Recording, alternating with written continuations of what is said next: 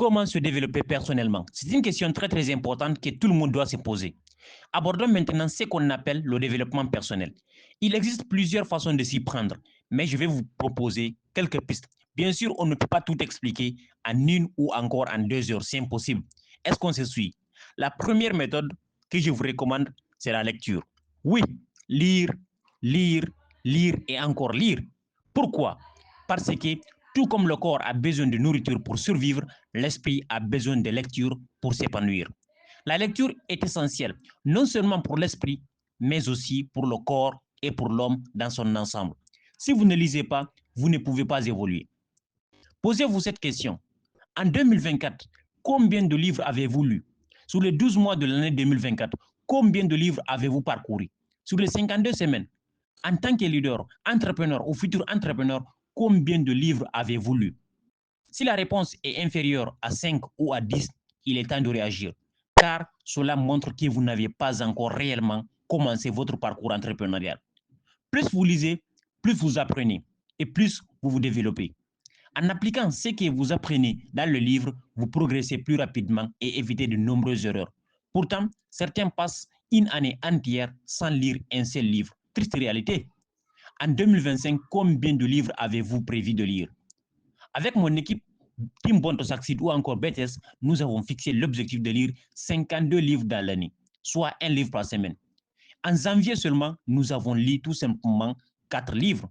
En février également. En mars également.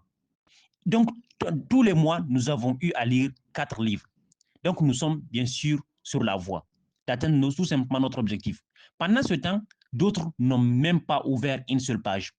Les milliardaires, eux, lisent en moyenne plus de 100 livres par an. Je parle ici des vrais milliardaires, ceux qui ont véritablement réussi leur vie, et non ceux qui ont simplement de l'argent.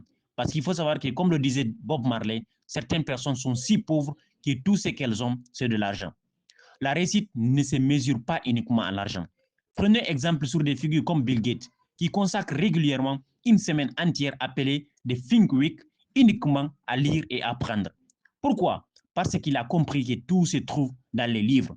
Lire, c'est apprendre de l'expérience des autres, éviter leurs erreurs et avancer plus efficacement. Cependant, beaucoup veulent réussir sans jamais avoir lu un seul livre. C'est une erreur monumentale. Si vous voulez vraiment changer votre vie et celle de votre famille, commencez par lire. La lecture est essentielle pour évoluer. Si vous ne savez pas par où commencer, écrivez-moi en privé. Je peux vous guider.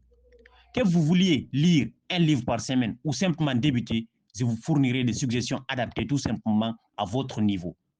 Alors, si vous débutez, je vous proposerai des livres accessibles pour commencer votre parcours. Arrêtez de lire au hasard ou de vous limiter aux romans.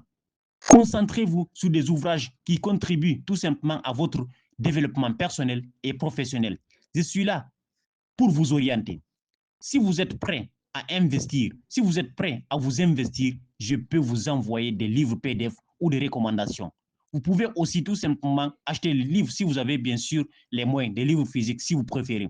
À vous de jouer. Investissez dans la lecture pour investir en vous-même. C'est très important. Alors, pour développer ton potentiel personnel, il est essentiel de voyager. Plus tu voyages, plus tu rencontres de nouvelles personnes, plus tu découvres d'autres modes de vie et plus tu acquiers de l'expérience. Les voyages élargissent l'esprit et enrichissent les connaissances. Voyager ne signifie pas forcément quitter ton pays. Tu peux simplement explorer une autre ville ou une autre région. Cela te permettra d'apprendre davantage en découvrant d'autres réalités. En tant que leader ou entrepreneur, il est crucial d'investir dans des voyages personnels. Ces expériences te permettront de comprendre comment vivent les autres, quels sont les pays qui sont accueillants et bien sûr te donneront l'opportunité de créer des partenariats. Grâce à ces échanges, tout simplement, tu ouvriras la voie à de nouvelles opportunités dans ton propre pays, ce qui te fera gagner du temps, de l'énergie et même de l'argent. Tout cela souligne l'importance d'apprendre des autres et de leur culture. Ces principes sont universellement reconnus. Bien que ce soit une synthèse, chaque point pourrait être développé davantage, mais cela dépend du contexte bien sûr et des ressources disponibles. Ceux qui souhaitent approfondir ces idées peuvent chercher tout simplement à les appliquer pour maximiser leurs bénéfices personnels et professionnels. Alors, avant de finir le sujet principal, il est essentiel de comprendre l'importance du développement personnel. Comme je l'ai déjà mentionné, le sport joue un rôle crucial. Même si d'ailleurs je ne l'avais pas dit, tout le monde ici sait que le sport est fondamental pour notre bien-être. Faire du sport, c'est vraiment le minimum nécessaire pour être en bonne santé. Pourquoi est-ce important?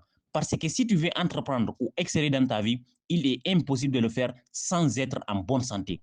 Et pour être en bonne santé, il est indispensable de pratiquer une activité physique régulièrement. Que ce soit une fois par semaine, 2 fois ou plus, l'essentiel est de le faire.